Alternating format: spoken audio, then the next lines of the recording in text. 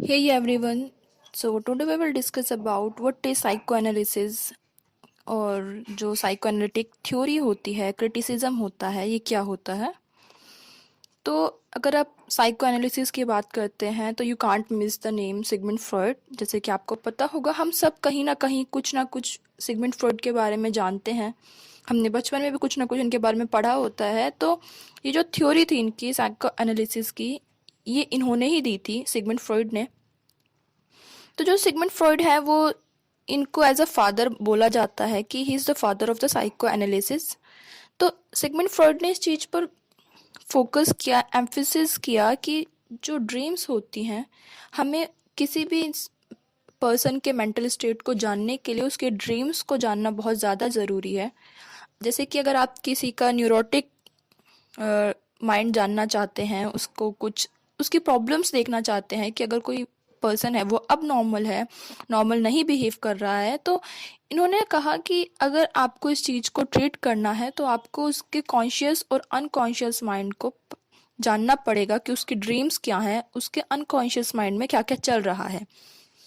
तो इन्होंने एक स्ट्रक्चर दिया है हमारे माइंड का कि जैसे एक पहाड़ होता है, पहाड़ के ऊपर का जो एरिया है वो हमारा कॉन्शियस माइंड है, जो हम दिखाना चाहते हैं। जितना पहाड़ ऊपर है उससे कहीं गुना इन्होंने कहा जो हमारा कॉन्शियस माइंड है, जो हम दिखाते हैं, वो सिर्फ 10% है। बाकी का जो 90% है वो हमारा अनकॉन्शियस माइंड होता है।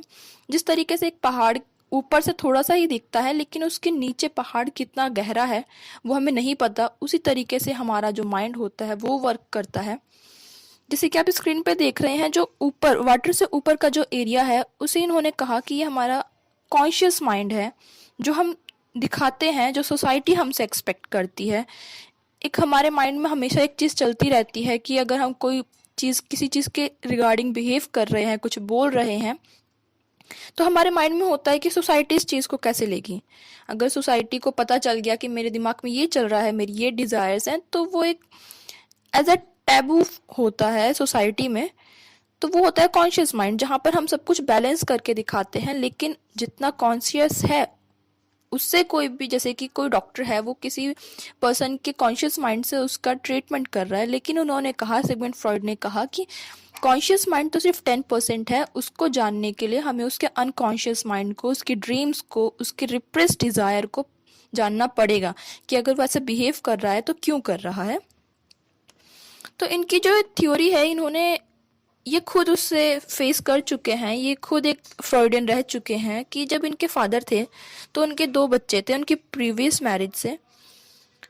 उनमें से एक इमैनुअल था, एक फिलिप था, और जो फ्रॉइड थे वो सेकंड मैरिज से हुए थे, और ये जो फिलिप था फर्स्ट मैरिज का सन था उनका, उनके बेटे के साथ खेला करते थे। तो जब इनके फादर की डेथ हो गई, जब फ्रॉइड के फादर की डेथ हो गई, तो इन्होंने देखा कि ये बहुत सारी इमोशनल क्राइसिस से सफ़र कर रहे हैं। उनकी डेथ के बाद इन्हें ऐसी बहुत सारी ड्रीम्स आ रही हैं अपने फादर से रिलेटेड, जो कि मिक्स्ड फीलिंग है, कहीं पे लव है, कहीं पे हेट्रेड है। तो इन्होंने इस वर्क को कहा कि ये जो हमारी ड्रीम्स होती हैं, हमें इसको इंटरप्रेट करने की ज़रूरत है, क्योंकि ये जो इनके ड्रीम्स थे इनके फादर के लिए, वो कहीं ना कहीं एक मिक्सचर थी, कुछ फीलिंग्स ऑफ शेम का, कुछ हेट का, जिसे इन्होंने एम्बिवलेंस का नाम दिया था। और यही इनका जो वर्क था, मास्टरपीस था, इन्होंने इसी के ऊपर लिखा, द इंटरप्रिटेशन ऑफ ड्रीम्स। कि जो हमारी ड्रीम्स हैं, हम पहले उसको समझें कि उस ड्रीम्स में क्या होता है। आगे इन्होंने कुछ बच्चों के बारे में बताया था कि जो बच्चे होते हैं वो बचपन में जो सफ़र करते हैं, जो उनकी डिज़ायर्स होती हैं सप्रेस हो जाती हैं, वो, जैसे कि इन्होंने इडिपस कॉम्प्लेक्स के बारे में भी बोला है। ग्रीक ट्रेजेडी हीरो है वो इडिपस कॉम्प्लेक्स, एक वर्क है जिसे सोफोक्लेस ने लिखा था। तो उसमें है कि जो एडिपस है वो अपने फादर को मर्डर कर देता है और अपनी माँ से शादी कर लेता है। हालांकि वो ये सब कुछ जानबूझकर नहीं करता है, लेकिन जब उसे बाद में पता चलता है तो वो बाद में अपनी आंखों को फोड़ लेता है, ये सब। तो फिर उसमें दिखाया है कि जो इडिपस कॉम्प्लेक्स है, इडिपस है जो, ये हर एक बच्चे में होता है। जहाँ पर इडिपस कॉम्प्लेक्स मतलब कि एक जो मेल बेबी है वो कहीं ना कहीं अपने फादर से जेलस होता है, और जो गर्ल है वो इलेक्ट्रा कॉम्प्लेक्स हो जाती है, जहाँ पर वो अपने फादर के क्लोज होती है और अपनी मदर पे जेलस करती है जब वो बच्चे होते हैं। तो ये जो है ये एक शेमफुल और हेटफुल फीलिंग हो जाती है। तो इन्होंने इसी के बारे में बोला है कि जो बच्चे होते हैं उनकी क्या क्या एक्टिविटीज़ होती हैं, और एज अ चाइल्ड ये सारी चीज़ें जो जो चीज़ें वो सप्रेस करते हैं या फिर जो डिज़ायर्स होती हैं वो कहीं ना कहीं आगे चल के उनके जो अडल्टहुड होता है उसे अफेक्ट करता है। आगे इन्होंने जो हमारा माइंड है, हमारा माइंड जिस तरीके से वर्क करता है उन उस चीज़ को इन्होंने 3 टर्म्स में डिवाइड कर दिया है। जो हमारा अनकॉन्शियस माइंड है, जो हम किसी को दिखाना नहीं चाहते हैं, हम छुपाते हैं सोसाइटी से, उसे इन्होंने 3 कैटेगरी में डिवाइड कर दिया है। एक है ईगो, एक सुपर ईगो, एक इद। इद होता है कि जैसे जो सोसाइटी एक्सेप्ट नहीं करती है ऐसी डिज़ायर्स, जैसे कि अगर आप कोई सेक्सुअल वीडियो देखते हैं तो यू फील अराउज, लेकिन आप उस चीज़ को सप्रेस कर देते हैं क्योंकि सोसाइटी में वो चीज़ वैलिड नहीं है। It's a taboo in the society, so you suppress this desires. अब बात आती है कि what is super ego. Super ego में आता है जो सुपर ईगो, हमारा जो माइंड होता है, हमारी ईद को कंट्रोल करता है। जैसे कि एक एग्जांपल दूं अगर मैं, तो मैं बोलूं कि ईद में होता है I want to do this now, कि मुझे वो करना है अभी। लेकिन सुपर ईगो, हमारा जो माइंड होता है, वो कहता है कि नहीं, that's not the right thing to do, कि ये चीज़ ठीक नहीं है, इसे नहीं करना चाहिए। वो हमें, हमारी जो ईद है, जो हमारी डिज़ायर है, अननेसेसरी डिज़ायर है या फिर अनअक्सेप्टेबल डिज़ायर्स हैं, थॉट्स हैं, उस चीज़ को सप्रेस करता है। और ईगो, जो हमारा अनकॉन्शियस माइंड का ईगो पार्ट है, वो कहता है कि मे बी हम कॉम्प्रोमाइज़ कर सकते हैं। तो उन चीज़ों के बारे में इन्होंने कहा है कि किसी भी इंसान में ये सारी चीज़ें होती हैं और ये सब में होती है। तो अब बात करते हैं कि जो साइको एनालिसिस था, ये तो एक लिटरेरी टर्म था नहीं, ये एक से वैसे ही पहले कॉन्शियस और अनकॉन्शियस माइंड को जानने के लिए लिखी गई थी, लेकिन अब ये यूज़ होने लग गया है हमारे लिटरेरी वर्क में भी। तो कैसे हम लिटरेरी वर्क में या फिर लिटरेरी क्रिटिसिज्म करते हैं, तो हम इस चीज़ को अप्लाई करते हैं अपने वर्क पर किसी भी चीज़ को जज करने के लिए।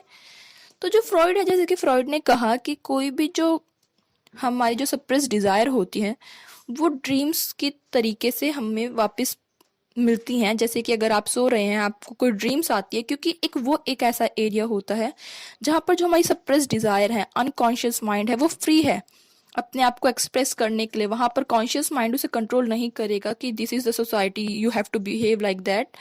तो वो आपका अनकॉन्शियस माइंड है, आप सो रहे हैं, आप उस टाइम पर आपका जो माइंड है वो फ्री है। आपका अनकॉन्शियस माइंड आपके जो डिज़ायर्स हैं या फिर जो भी आपका फियर है, आप देखते हैं कि कभी आपने कोई ड्रीम की है, आपकी कुछ ऐसी ड्रीम्स हैं जो बहुत ही अजीब होती हैं, तो वो ऐसा नहीं है कि उसका कोई लॉजिक नहीं है, वो कहीं ना कहीं आपके अनकॉन्शियस माइंड से ही बनी होती है, उनका ही कनेक्शन होता है जो आप दिखाना नहीं चाहते हैं, वो एज अ ड्रीम आपको दिखाई देती हैं। तो इन्होंने कहा कि अगर आप इस चीज़ को जब अप्लाई किया गया थ्योरी में, लिटरेरी थ्योरी में, तो इन्होंने कहा कि जो एक ऑथर है, ऑथर अपने बचपन में क्या फेस कर रहा है, ये सारी चीज़ें उसके नॉवल में होती हैं। उसका कोई भी वर्क है, उसका जो भी वर्क है वो उसके उसमें होती हैं। इन्होंने कहा कि जो ड्रीम्स होती हैं वो भी एक डिस्गाइज्ड है हमारी फीलिंग्स के लिए। हम जो जो फील करते हैं, हमारी क्या फीलिंग्स हैं जो कि हम छुपा लेते हैं सोसाइटी से, या फिर हमारा जो फियर है, अनएक्सेप्टेबल हमारे थॉट्स हैं, इन सब, ये सारी चीज़ें छुपी होती हैं हमारे ड्रीम्स में। जो भी हमारी ड्रीम होती है, उसी तरीके से लैंग्वेज होती है, हमारा अनकॉन्शियस माइंड होता है। कभी कभी हमारी लैंग्वेज से कुछ चीज़ें स्लिप हो जाती हैं, तो वो ऐसे ही रैंडम नहीं होती हैं, वो कहीं ना कहीं हमारा अनकॉन्शियस माइंड होता है जो बाहर आ जाता है गलती से।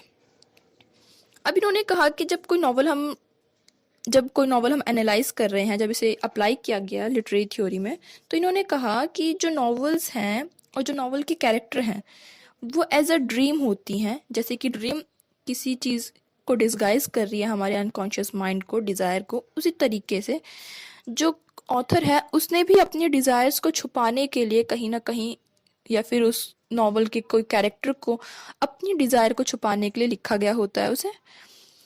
इसमें है कि जैसे कि न्यू क्रिटिसिज्म था कि वो, उनका मानना था कि हमें ऑथर्स के इंटेंशन से कोई मतलब नहीं है। उसी की तरीके से ये है कि इसमें ऑथर के इंटेंशन से कुछ नहीं है, क्योंकि इसमें जो ऑथर इंटेंशन है ऑथर के, वो नहीं देखे जाते हैं, बट इसमें देखा जाता है कि what he does not want to intend, कि जो वो दिखाना नहीं चाहता है हमें उसे ढूंढना है। अगर कोई ऑथर है, वो कोई कैरेक्टर बनाता है, उसके एक्शंस कैसे हैं, उसकी वोकैबुलरी कैसी है, वो कैसे वर्ड यूज़ कर रहा है, उसके वर्ड्स में सेक्सुअल तरीके से किस तरीके से वर्ड को यूज़ किया जा रहा है, या फिर उसका बिहेवियर किस तरीके से है, ये कहीं ना कहीं दिखाता है कि ऑथर की मेंटालिटी कैसी है, उसकी अनकॉन्शियस डिजायर कैसी है। लेकिन ये सब एक डिस्गाइज में है, you have to open them, आपको उसे ओपन करना पड़ेगा, आपको उसका मतलब जानना पड़ेगा, क्योंकि वो सब वो छुपाना चाहता है सोसाइटी से।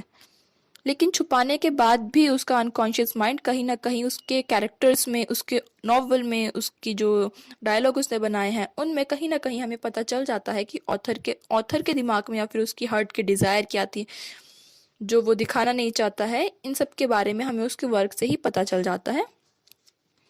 आगे वो कहते हैं कि जो ऑथर है, ऑथर ने अगर बचपन में कोई ट्रॉमा फेस किया है, कोई सेक्सुअल ट्रॉमा फेस किया है, या फिर कोई ऐसा फियर फेस किया है, कोई एंगर ऐसा, एंग्जाइटी कोई ऐसा, या फिर कुछ सीक्रेट चीज़ें जो वो कभी नहीं बताना चाहता, वो उसके टेक्स्ट में कहीं ना कहीं आपको देखने को मिलेगी। जैसे कि हमारी ड्रीम्स होती हैं, जब हम कुछ छुपाना चाहते हैं, लेकिन ड्रीम्स हमारी वही होती हैं जो सच्चाई होती है। तो इसी तरीके से जो साइको एनालिसिस है, ये एक टर्म थी जिसे कॉइन आउट किया था इन्होंने, और उसको कैसे यूज़ किया गया है हमारे लिटरेरी वर्क में किसी भी ऑथर को जानने के लिए कि वो क्या दिखा रहा है और वो क्या छुपा रहा है। वो जो दिखा रहा है वो उसका कॉन्शियस माइंड है, वो जो दिखाना चाहता है। मे बी कोई होमोसेक्सुअल हो और वो दिखाना चाहता है कि मैं स्ट्रेट हूँ, तो वो अपने कैरेक्टर्स को स्ट्रेट बनाएगा, लेकिन कहीं ना कहीं उसके कैरेक्टर्स के जो बिहेवियर है उसके नॉवल में, वो उससे हमें पता चल जाएगा। अगर हम चाहते हैं, हमारा इंटेंशन है उसके अनकॉन्शियस माइंड को जानने के लिए, तो हमें उसके बिहेवियर से, उसके लैंग्वेज से, उसके एक्शन से, या फिर वो किस चीज़ को किस तरीके से परसीव कर रहा है, देख रहा है, मेल को कैसे देखता है, फीमेल को कैसे देखता है, हमें उससे पता चल जाएगा कि वो होमोसेक्सुअल है। दैट मीन्स कि जो ऑथर है उसने उस चीज़ को छुपाया था, लेकिन हमें उस चीज़ के बारे में पता चल गया, तो वो उसका, हमें ऑथर के बारे में पता चला जो ऑथर छुपाना चाहता था, जो उसका अनकॉन्शियस माइंड था। तो इसमें मेनली यही 3-4 चीज़ें हैं कि जो ईगो होता है, सुपर ईगो होता है, इद होता है, और जो हमारा कॉन्शियस माइंड है वो सिर्फ 10% होता है, 90% हमारा अनकॉन्शियस माइंड होता है या फिर प्री कॉन्शियस माइंड होता है, जो कि दिखाई नहीं देता है। वो ड्रीम्स के तरीके से हमें दिखाई देती है हमारी ड्रीम्स के टाइम पे, क्योंकि तब हमारा जो अनकॉन्शियस माइंड होता है फ्री होता है। और ड्रीम और नॉवल एक ही तरीके की हैं। जैसे ड्रीम्स में अनकॉन्शियस चीज़ें बाहर आती हैं, उसी तरीके से जो नॉवल है उसमें ऑथर की अनकॉन्शियस चीज़ें बाहर आती हैं। वो जो नहीं दिखाना चाहता है हम उसे पता लगाते हैं। और ये न्यू क्रिटिसिज्म की तरह है कि nothing to do with what the author intend, क्योंकि इसमें है कि जो ऑथर नहीं चाहता है हमें वही पता लगाना है। एंड इसके तो if you like the video then make sure that you hit the like button and do subscribe my channel. Thank you.